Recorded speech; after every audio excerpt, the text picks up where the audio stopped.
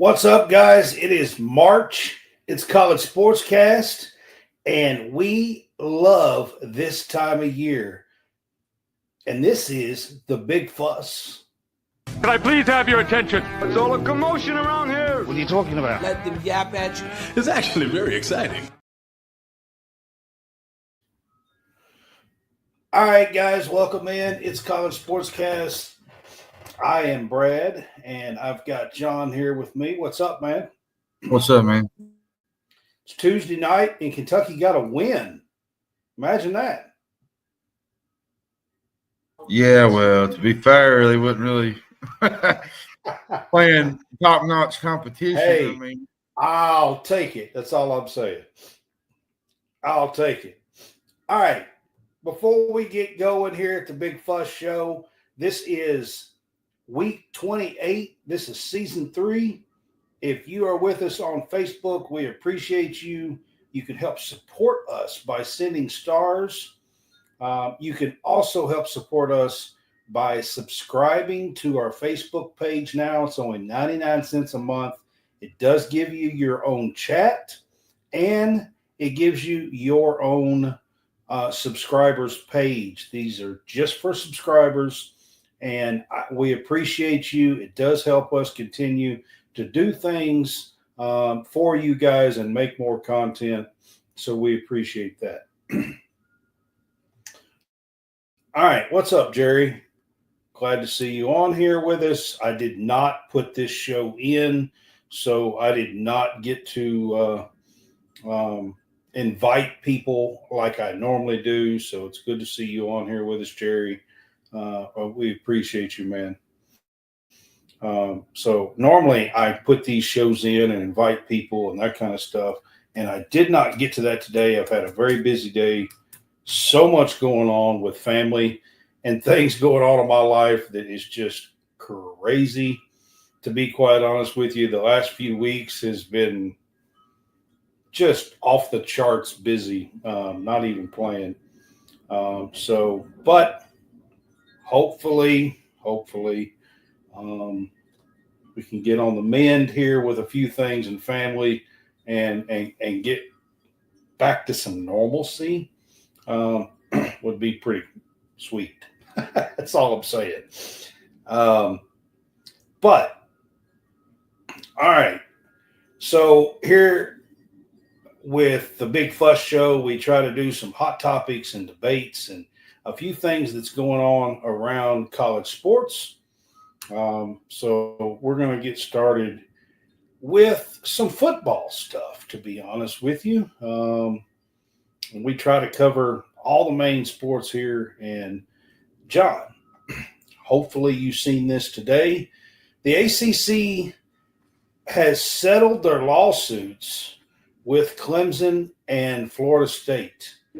I had not seen this today. I've not even paid attention to football. Let's just be honest. Clemson and Florida State, like a year ago, sued the ACC, trying to sue to get out. This was in the midst of all the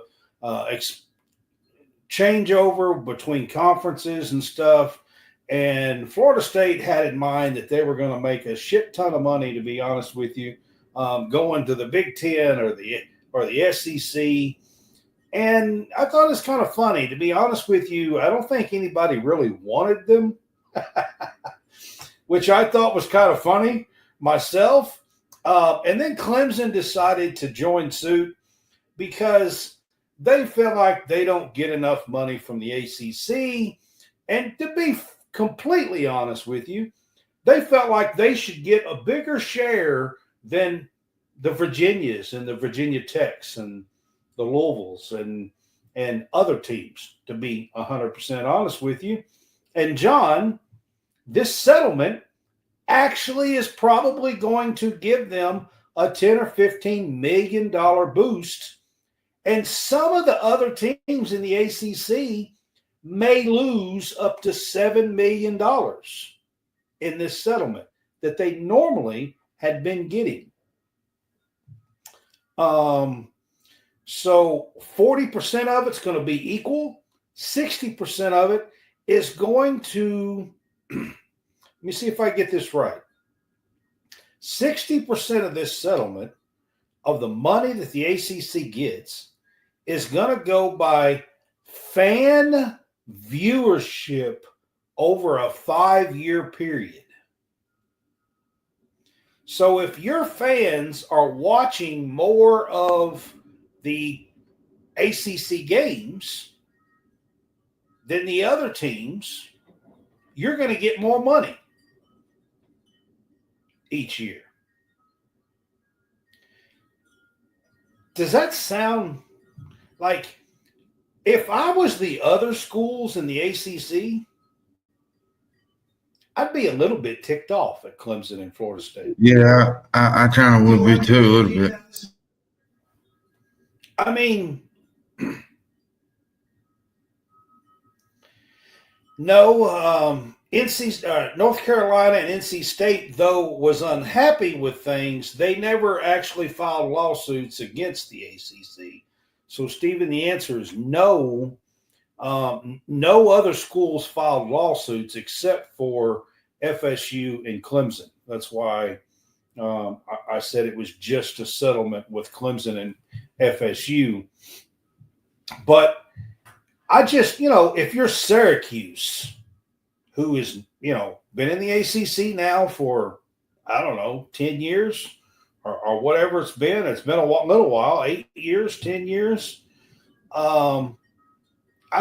If you're Syracuse and you don't have quite the viewership, your money's going to be docked. Let's say you were supposed to get this past year, I think they got like 42 million or something, 41, 42 million. That was an even share. All right. Well, you may lose $5, $6, $7 million. You may be at 35 million, and Florida State, who was supposed to get 42, is going to get 50. Because their 5-year viewership is a little higher than yours. I don't know about you guys, but I don't know how you keep everybody happy. All these other universities, the ACC has grown to what, John, 17 or 18 teams now? Yeah, something to that. Something to It's that. 18, I believe. I think it's 18. Yeah. They added Cal and Stanford and SMU. Now, I think it's 18 in all the other sports and 17 in football because Notre Dame won't join the conference in football. But they are in the ACC and everything else. So it's 18 in like basketball and baseball and everything else. But I think it's 17 in football. But I just, if you're these other teams, other schools, how did they get that passed? Can you explain to me how they went to Virginia and said, oh, by the way, we got to settle with Clemson and Florida State, and we need you to take a pay cut? What would you do, John? I'd be pretty pissed. I mean, I don't know. I don't understand how. So if you're lower on the totem pole as far as fan viewership, this is TV viewership, and they are going to do it over a 5-year period. So I think this starts in 2026. I think is what I saw, and it'll be like the last 5 years up to that. You'll get a bigger share over the 60% of revenue that comes in. And that's what it is. It's just really weird to me. But I will say this keeps Clemson and FSU in the ACC. They're not going anywhere. They have agreed to the settlement to not go anywhere. There is an opt-out, I think, after 2030 or 2031, something like that. So we'll see in the future, 5-6 years down the road, if FSU and Clemson tries to get out again, but they are locked in over the next 5-6 years with this settlement. So I guess in the grand scheme of things, it does settle all this conference realignment bullcrap that's been going on, right? Yeah, it settles all that. Yeah, I mean, so I guess that's a good thing or a good part about it, I guess. All right. A couple other real quick things that's going on in football. I just want to send our prayers and thoughts to Hugh Freeze. He announced this week that he has prostate cancer. They do think they caught it early. He is going to continue to coach. He's going to continue to do everything through it all, but he does have a little bit of a battle here to go through. And here at College SportsCast, I just want to say, prayers and thoughts to Hugh Freeze and the Auburn family, football family down there. Yeah. It's kind of tough luck there. I mean, he's a family guy, and they built a really good family tradition at Ole Miss, and all the prayers to him. Yep. And then the next thing real quick, John, I thought you'd find this interesting. Texas. Not Ole Miss. I meant Auburn. I said Ole Miss. He was at Ole Miss, but it was Auburn. Yeah. Texas is looking to add Neil Brown to their staff. So Stark is trying to take a page out of the Nick Saban playbook, I believe, and add him as a staffer, not as a coach, but as a behind-the-scenes staffer to the team, kind of like Saban did to Stark to kind of rejuvenate his career, to be quite honest with you. And Neil Brown, who was just let go at West Virginia, may have an opportunity. He's been a play caller, been at Kentucky, been a play caller, been at Troy as a head coach, West Virginia as a head coach. He actually had a winning record at West Virginia. Wasn't great, but it was like 35-31 or something like that. Yeah. And had a winning record at West Virginia, but they let him go to rehire Rich Rodriguez, who they fired, I don't know, 10 years ago, something like that, which a retread. I don't know. I don't get it. That'd be like us hiring Joker back. Yeah. I mean, please don't let that happen. But, John, I wanted to ask you, what do you think about Neil Brown going to Texas as a staffer? I think it's a good move. He's been a play caller in college football for a long time. Well, a lot of these coaches, they get recycled back to trying to figure out how they can revive their career and fix their career.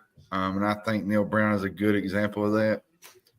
He kind of needs to sit under somebody for a little bit and not try to rush back into being a head coach, because I think, there's a lot of ups and downs at West Virginia. And I think being able to go to a place like Texas, sit under Sark would be a major plus for his career and moving forward.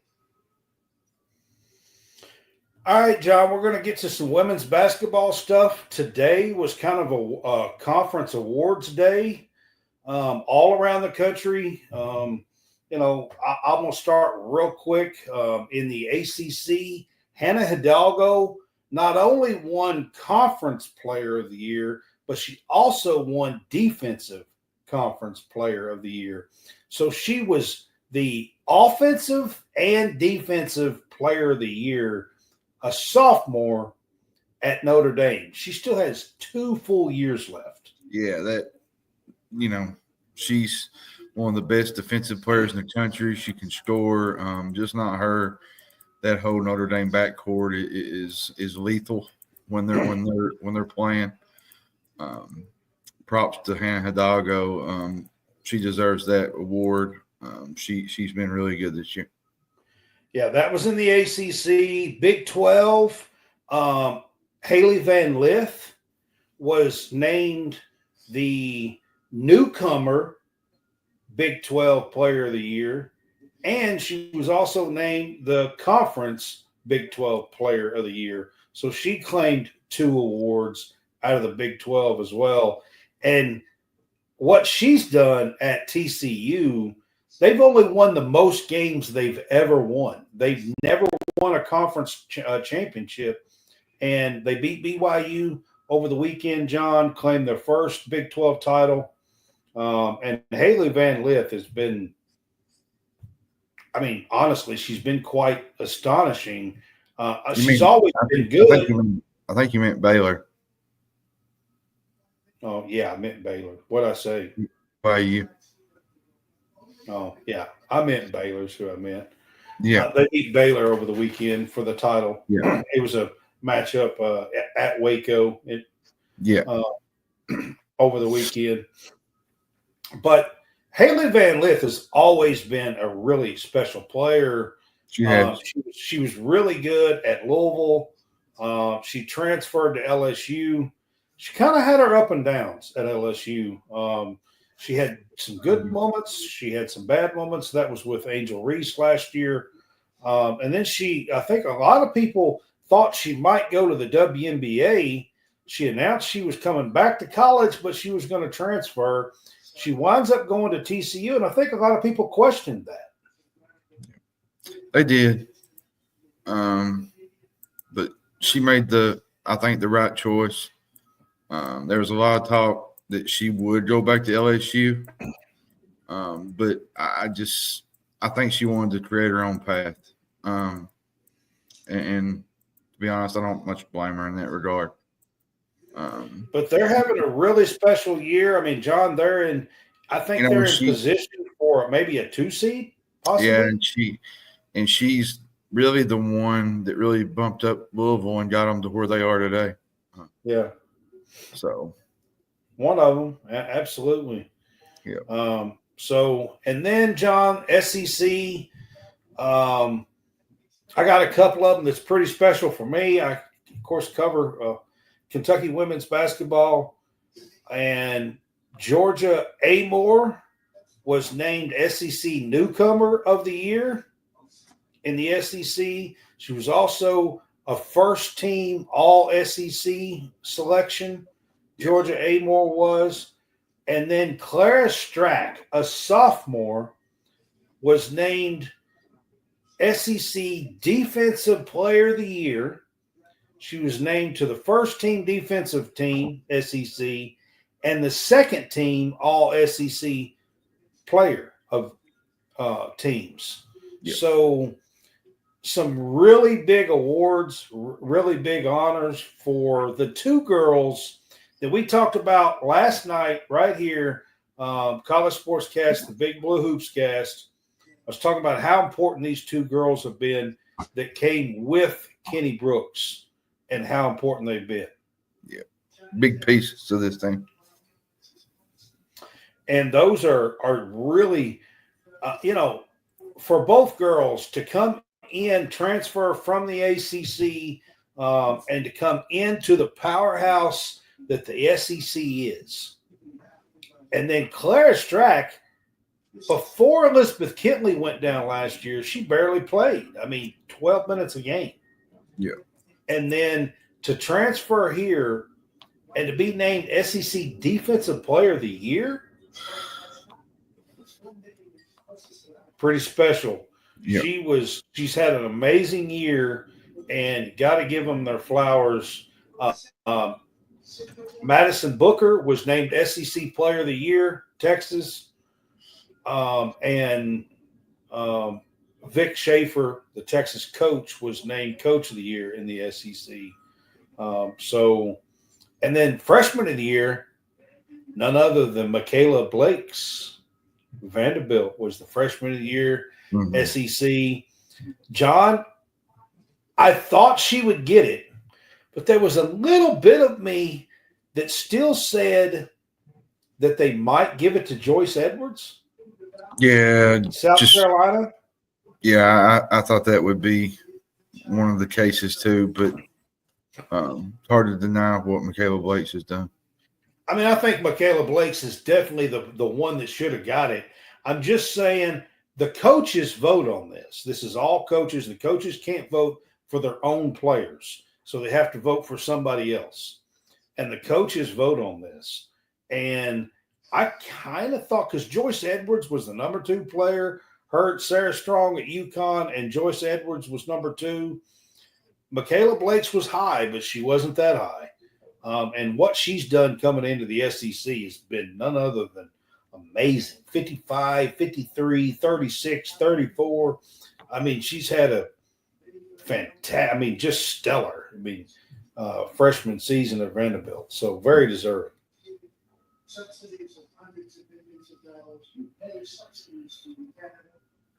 Jerry, absolutely agree. And yes, Michaela Blakes did get that. And she was either first or second team. I have to go back and look. I can't remember if she was first or second team All SEC. I know Joyce Edwards was first team. I remember that on the women's side of things. All right, so I am headed to the SEC Women's Basketball Tournament. It starts tomorrow. I will be going down Thursday morning, but the tournament starts tomorrow. The opening rounds are tomorrow. John, surprisingly, Tennessee plays tomorrow in the opening rounds.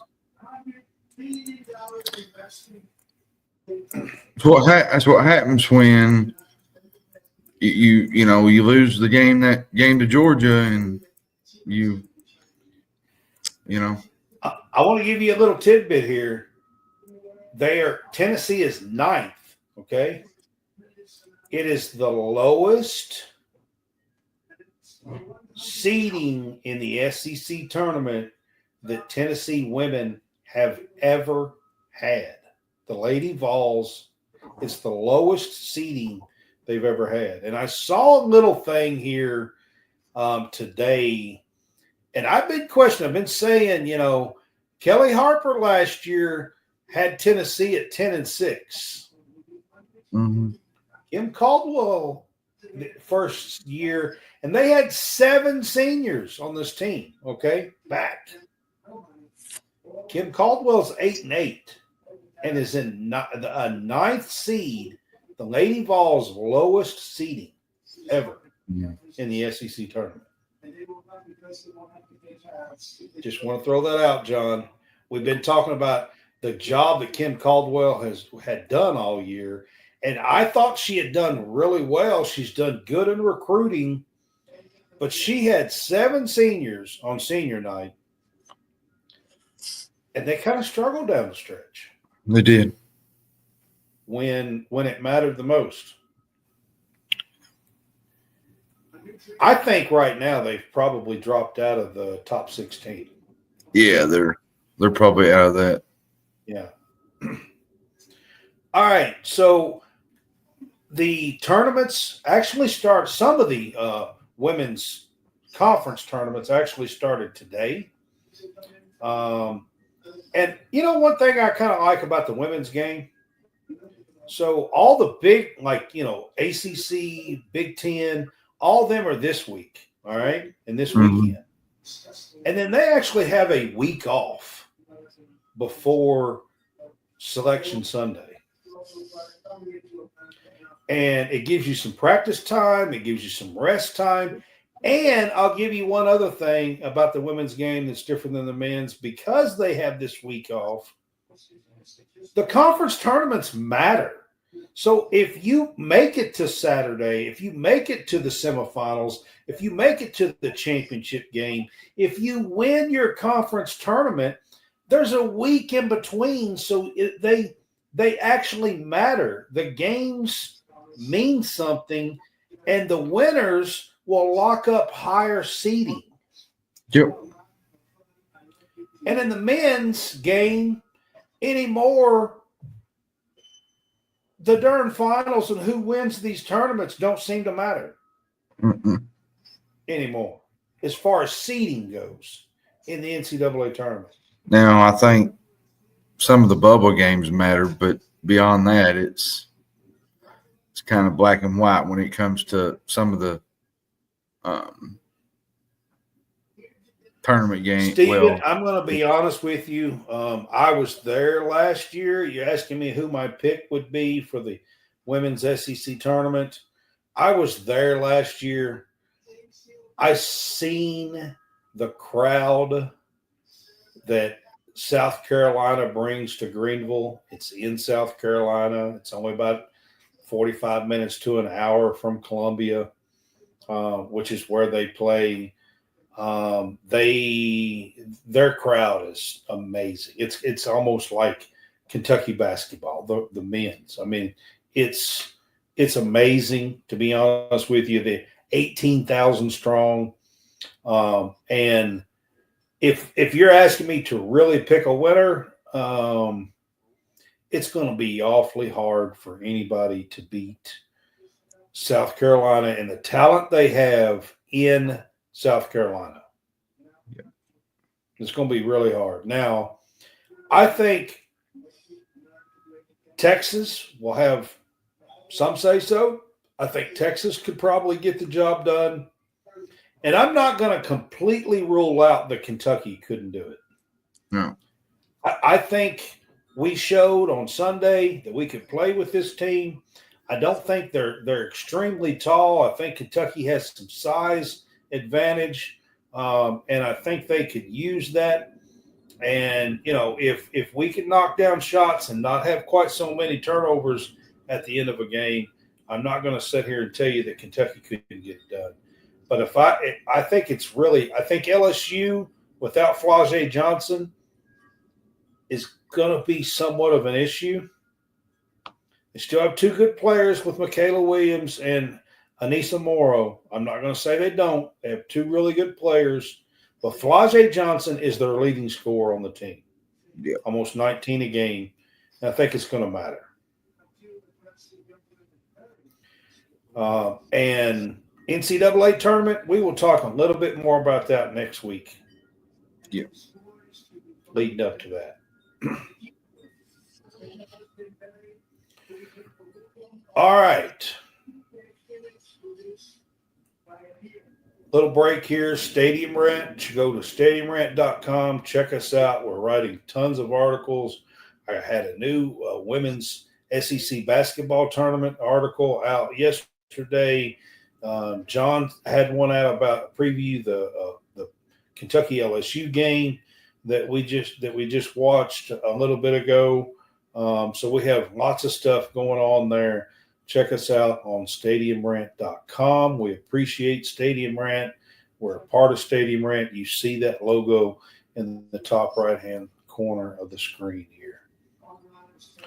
All right, John. I want to ask you, we're going to get to basketball now. I want to ask you about Cooper Flagg and Duke. There's been a lot been going on. Duke's been just killing folks in the ACC. Their last 4 or 5 games, man, I mean, they just been beating teams 30, 40, 50 points.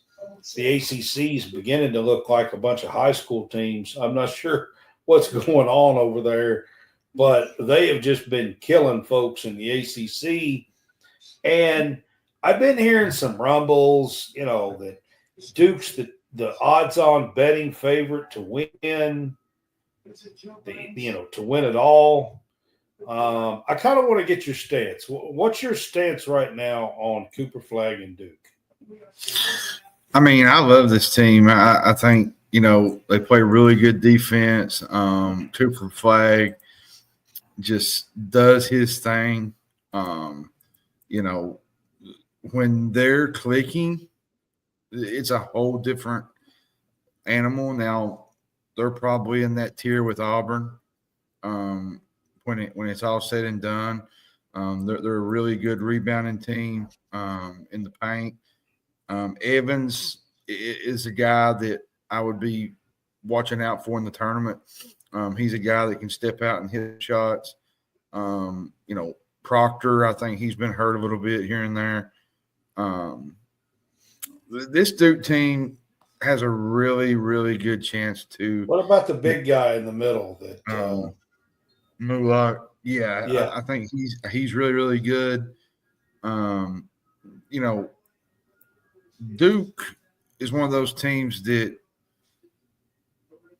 they haven't really played a team with a pulse. But it seems like every time they've been stepped up to the challenge, though, they take advantage of that and they win. They beat Illinois pretty handily, which Illinois is playing a lot better now. But they're really not going to get I think they get tested this weekend. They play North Carolina and Chapel Hill. I think this is a great opportunity for North Carolina to get back in that, which they're already back in the mix for the tournament. They won tonight again, beat Virginia Tech. North Carolina probably wins this game. They're probably a lock.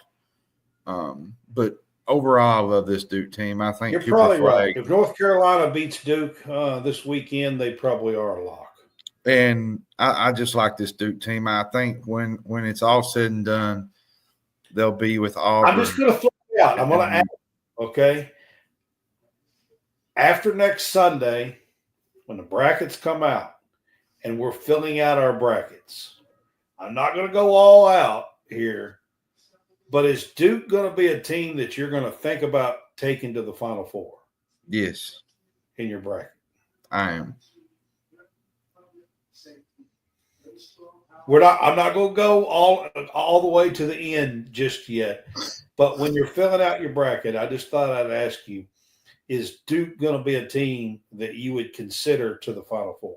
Yeah, I think they're one of my Final Four teams.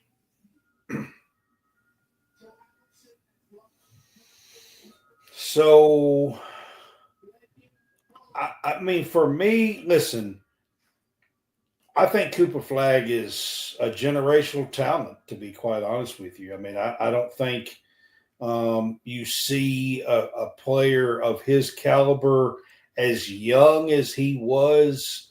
He was 17 when the season started.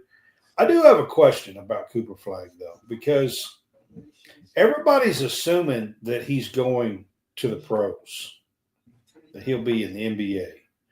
Everybody's talking about whether he will go or whether he won't.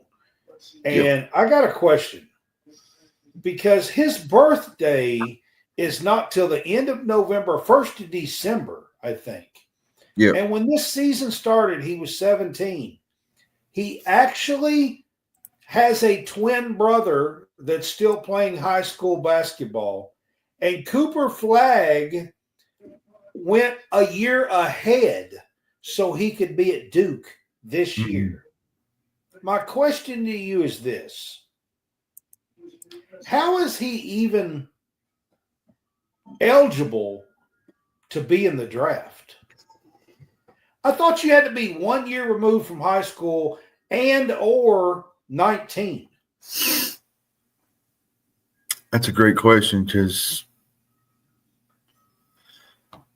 I'm not real sure. Not be 19. He won't be 19 to the 1st of December. Well, this year, 20 and 25. But he won't be 19. Well, and a lot of people think that, and a lot of people are trying to say, well, he's going to come back, and it would be a downright stupid decision. But wait a second. What if he's just not eligible and people hadn't? Because I don't think he would be. Because you're supposed to be 1 year removed from your original class, not from because you jumped ahead. It's when your class would graduate. Well, his class don't graduate to this year. He actually has a twin brother that is still playing high school basketball, or he has been. I don't know if he's been knocked out of tournaments or what, but that's going to Maine next year to play in Maine at Maine University or Maine, whatever. Mm-hmm.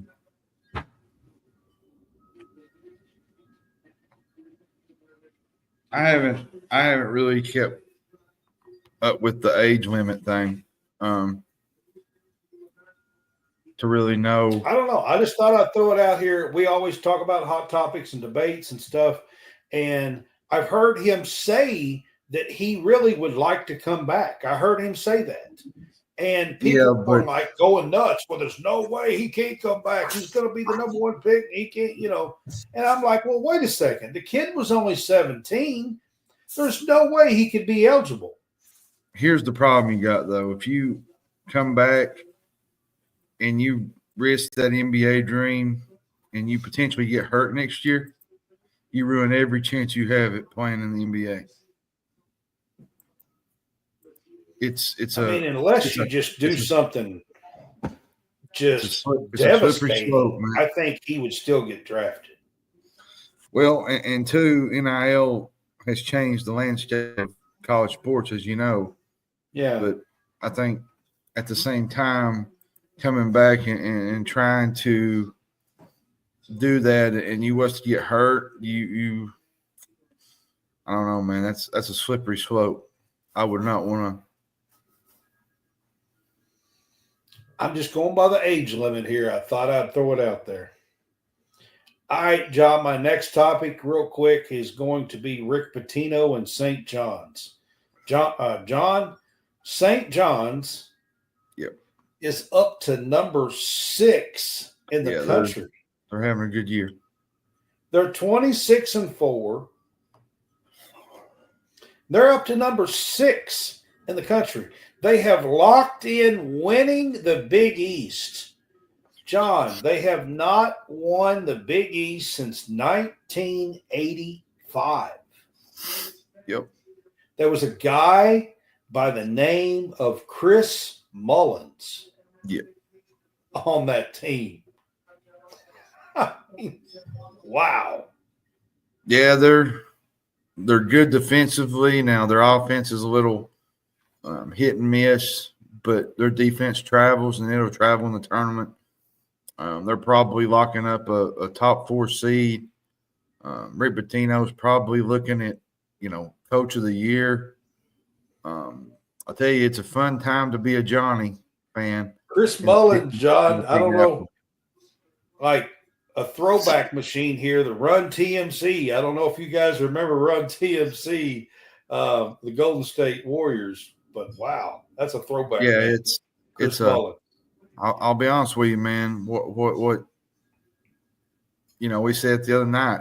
What Rick Pitino's doing is just winning basketball. I'm gonna throw a question out to you here. Is he coach of the year? I think so. Is he coach of the year? If not him, it has to be Bruce Pearl.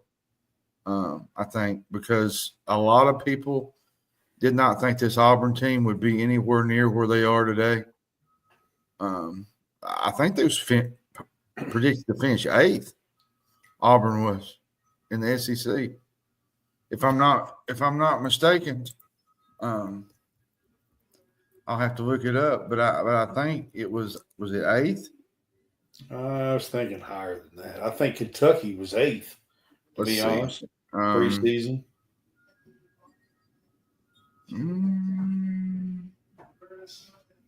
No, it was 2. It was 2. I thought it might have been the top 25, maybe. I can't remember. But there was some that was picking Auburn that was outside the top 5.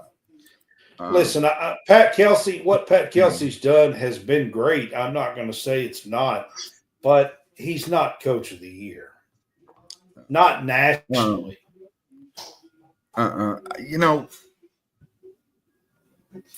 Many probably thought Auburn would be just, a Tennessee type this year. But nobody ever experienced what they would thought would be this kind of run that they would have. I think I said Pearl. I think that's what ultimately wins Pearl the coach of the year. But I'm gonna have to give Rick Pitino his flowers here, man. I've been really hard on Rick Pitino the last 20 years. I'm not gonna sit here and act like I haven't. I've been really, really hard on Rick Pitino. I called him Benedict Arnold. I don't know how many times. I will fully admit I've been. I think he was a traitor, and I will always say that. I still think that's what he was.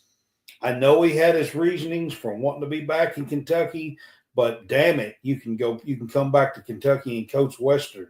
I would have loved you. I mean, you don't go to the arch rival. I mean, you just don't do it. I don't understand. I mean, you just don't do it. Not in my book.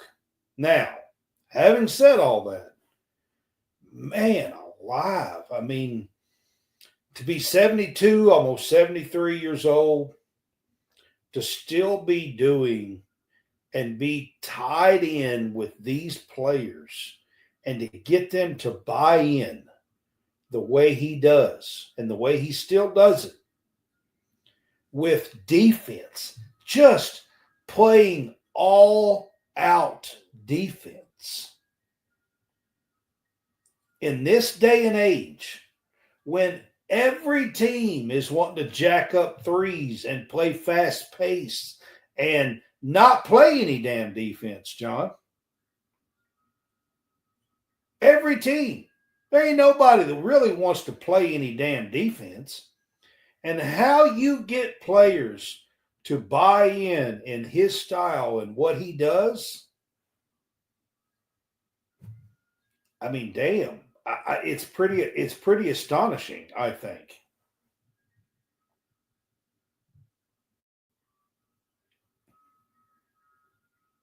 You really have to, it's impressive, to say the least, what he's accomplished.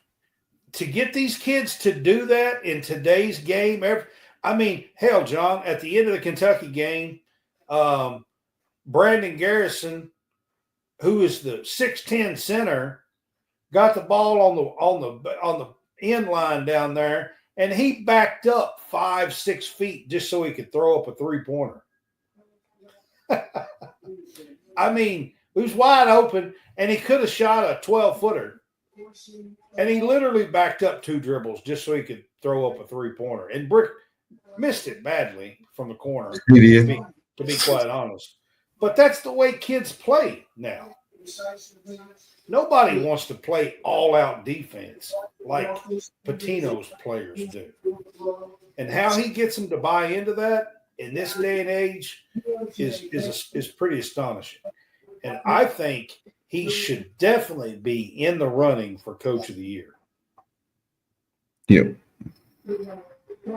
I do All as well. John, Kansas struggles. It's still going on. They lost last night to Houston. It's tough right now for the Jayhawks. They're just, they're not having 5. John, they are 5-7 in their last 12 games. 5-7 in their last 12 games. Yeah, they're not having the season that they had all hoped for. I mean, honestly, at this point, do you think Hunter Dickinson regrets going to Kansas? I mean, possibly. I mean, there's just a lot, AJ Storr didn't work out for him with Wisconsin. They've just not. Mayo's been up and down. They're just not clicking as a unit, and it's just, they're looking at. I read tonight where Lenardi mentioned something that they was looking at a 7 seed, and that's uncharacteristic for a team like Kansas. They're not even the top 25. A 7 seed, I mean, is 25 through 28. I'm not so sure that they don't deserve an 8 or 9 seed.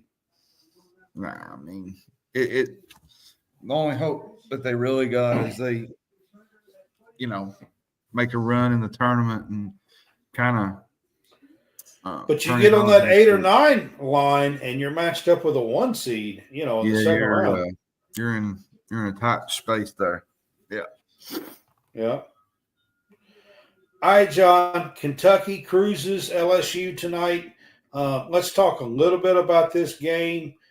It was an easy game. Let's be honest. Kentucky cruises. That's why I put that in here. But I mean, this game they needed an easy, good win on senior night. But this game kind of reminded me of the easy games they played in November. Yeah, it did.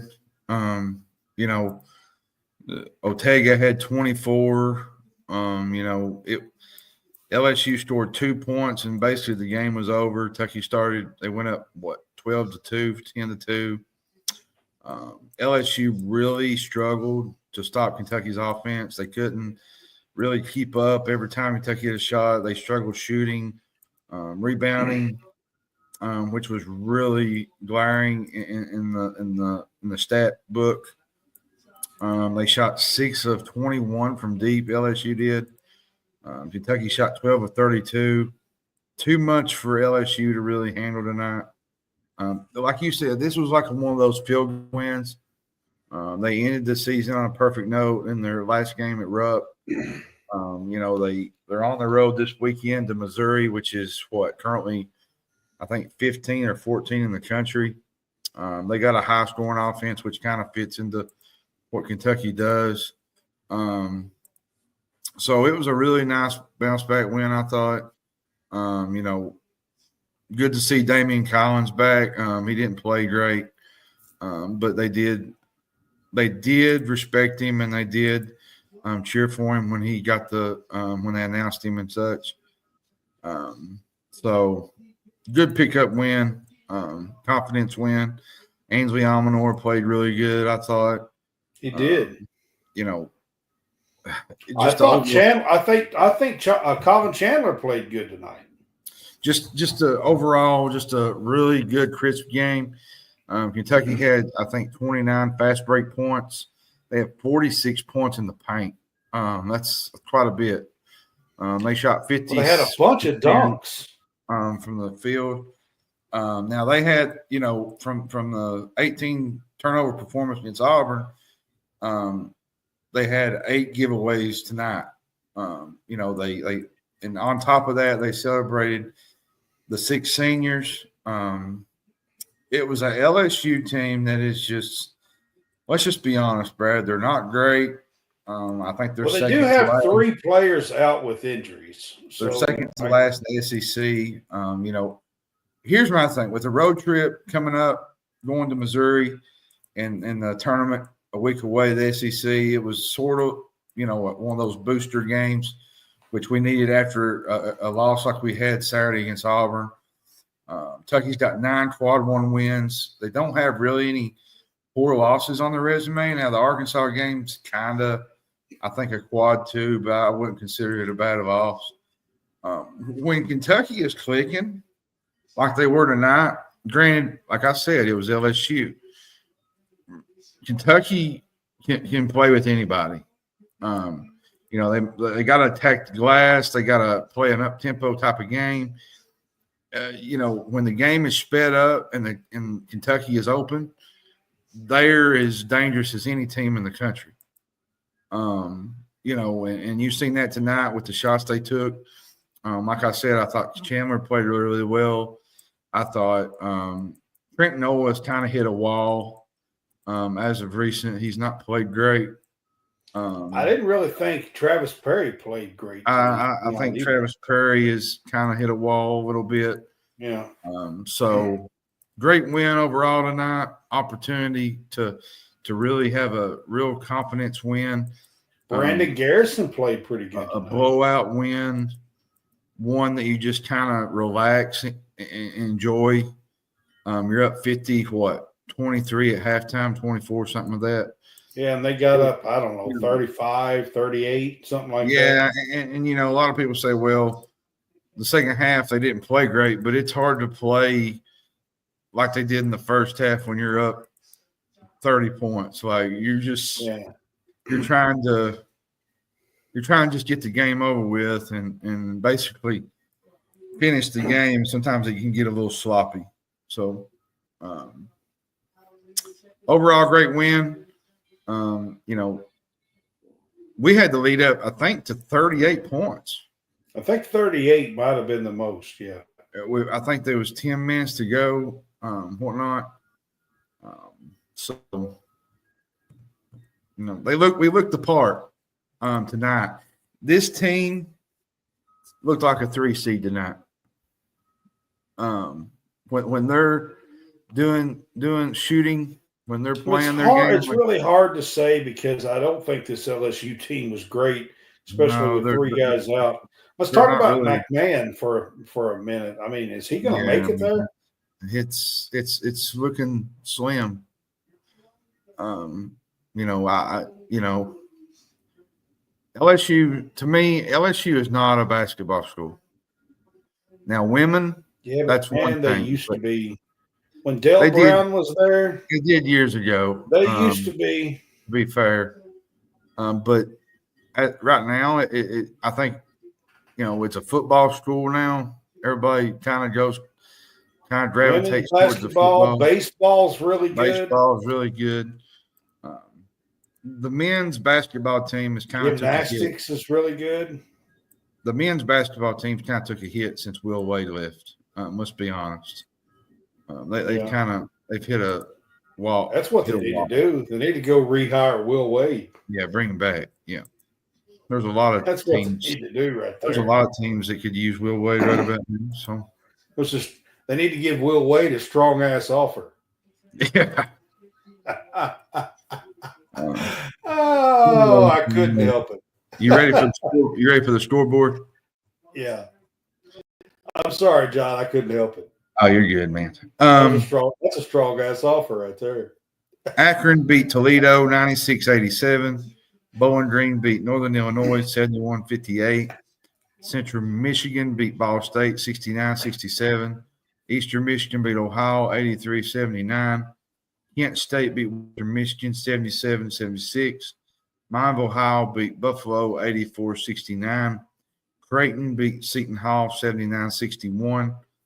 I'm just going to read some of the top 25 and some of these A10. Dayton beat St. Louis 75-67. North Carolina beat Virginia Tech 91-59. Georgia Tech beat Miami as Miami continues to struggle 89-74. It's a really tough time in Torrey Gables right now. They're going to have to get that situation fixed down there very quickly. Oakland has eliminated Doug Gottlieb, everybody. The final score, 96-72. The Gottlieb era, his first season, is officially done. Lindsey Gottlieb got Coach of the Year at USC on the women's side, by the way. Yep. Northern Kentucky beat Detroit Mercy 99-75. They move on to the second round. Lafayette beat Holy Cross as they move on to the second round of the Patriot League. Loyola, Maryland beat Lehigh 77-73 as they move on to the second round. Georgia beat South Carolina 73-64. The Sun Belt first round, Southern Miss beats Coastal Carolina 66-63. Like you said, Kentucky beat LSU 95-64. Purdue beat Rutgers 100-71. Memphis beat UTSA 75-70. Georgetown beat Villanova tonight 75-73. Kyle Neptune, that's a loss you just cannot take. He's had those losses while he's been at Villanova. Baylor survives on the road 61-58 to TCU. Wright State. That's another team that is barely hanging on. Yeah. Wright State beat IU Indianapolis 98-85. Games in progress. Texas is on the verge of beating Mississippi State on the road. What a huge win that would be for Texas to get back into the tournament, Chase. Louisiana is down 1 to UNL Monroe, Sun Belt.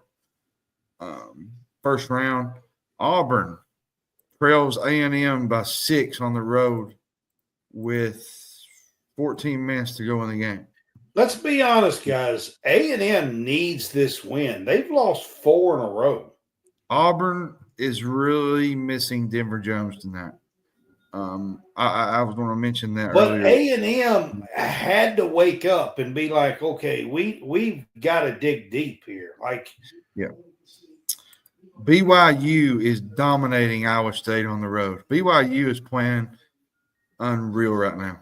They are 54-36. 11 minutes. And Iowa State is a hell of a team. BYU's playing fantastic. Utah is ahead of West Virginia 47-43. Midway through the second, Florida State trails Virginia 45-39. SMU trails Syracuse 52-45. San Jose State is behind Colorado State 78-42. New Mexico leads Nevada 55-54. Boise State leads Air Force 70-37. Indiana trails Oregon by 1 on the road 53-52. Nebraska is behind 66-62 on the road to Ohio State. 8:11 to go in the game. Wyoming and Fresno State tied at 17. 7:01 left in the first. Arkansas trails Vanderbilt 29-23 at the under 7-minute mark in the first half. And that's your catch up for basketball tonight. And Texas just defeated Mississippi State on the road, 87-82 in overtime. Hey, that's a pretty good. That's a good win for them. I mean, it might sneak them in the back end of the NCAA tournament right now for Texas. And guess what? Trey Johnson had 23. How would you guess? Yeah, he's a stud, man. He is. He's the real deal, man. Oh, he's definitely freshman of the year. When the awards come out next Tuesday, before the SEC tournament men's. And by the way, Auburn's down 9 with I mean, it's really not surprising after coming off the Kentucky win, the way they behaved. I had a rant last night on that, but I'm not going to get into that. But after them winning the SEC, coming back and having a letdown here against a team who has been struggling, lost 4 in a row, who a couple of weeks ago was a 2 seed. Now it's probably more like a 4, maybe a 5 seed right this minute. But if they can beat Auburn, they're probably right back up to a 3 seed. Yep. So it's really not surprising to have. Oh, they're up. They're up 9. That's right. I don't think it's surprising to see Auburn have a letdown here. Oh, and Memphis beat UTSA earlier by 5. So, yeah. All right, guys. Tomorrow starts the Women's Southeastern Conference basketball tournament. I will be doing some reporting on it tomorrow. I will be doing it from home tomorrow, but I will be doing some reporting on it. I will do a daily recap article with Stadium Rant, so I'll be working on that tomorrow night and kind of updating the day for the women's SEC basketball tournament, and I'm looking forward to covering that over the next 5 days. It's going to be a fun one. Stephen, he said, who are your 1 seeds? I said, we'll talk about that next week when the tournament starts. We will. We'll talk about some of that next week. Before Selection Sunday. Yeah. Yeah. So right now, women's. I know you're not talking about women's, but I would say right now, I'm going to give 2 Big Ten and 2 SEC. I think it's UCLA, USC, South Carolina, and Texas. Yeah, I had Notre Dame in there, but they lost a couple down the stretch. Here's the biggest factor in this Auburn game, okay? I'm watching it. Auburn is 7 of 16 from 3. Imagine that. After banking in a bunch of damn shots. I mean, that's the game of basketball. That's what Kentucky gets for playing in the Central Bank Center. Yeah. Because there's a bank there. The bank's always open. It is. This Rupp's open. Yep. Just saying, it's what Kentucky gets for playing in the Central Bank Center. Yep. It's a basketball and Auburn's had 10 turnovers too, which is uncharacteristic for Auburn. And I'm trying to get Will Wade rehired at LSU. Yep. You got to go make him a strong ass offer. Yeah. Oh man. Time for you to go sleep, Brad. All right, guys. We will not be doing a show here Friday night. We normally do Game Day Pick'em show. We will skip one this week because I will be in Greenville, South Carolina. However, I will probably do Thursday, Friday, Saturday, even Sunday. Probably do a Facebook Live maybe with you guys. I didn't know this. You can actually, like, if you go live at the game, you can actually do the pregame, like them shooting layups and stuff, like the girls. Yeah, you can show that, but you can't really show. I can't show the actual game. Actual game, but you can show their pregame, like what they're doing pregame and all that. Oh, yeah. I can do all that, and go live. Yeah. So that would be neat to do with Kentucky basketball and when they come out of the Oh, yeah, 100%. Before game, halftime, that kind of stuff. Yeah, he said to have a safe trip, Brad. Yeah, and he's not wearing 49er gear either. Jerry, I think I saw where you're a Dodger fan, so I'm not going to rag on you too much anymore. So me and you can kind of team up on John. I just saw that the Dodgers beat the Reds tonight in exhibition game, preseason. It's spring training, Brad. Spring training. There you go.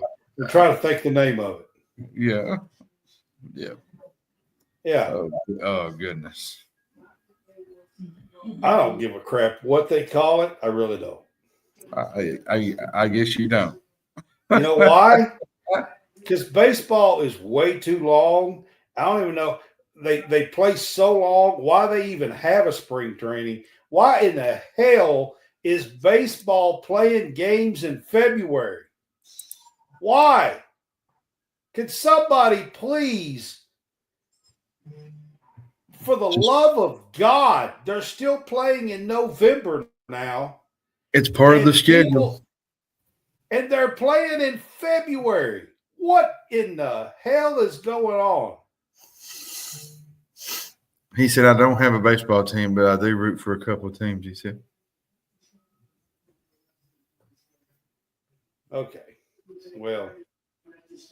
You can't team up on me now.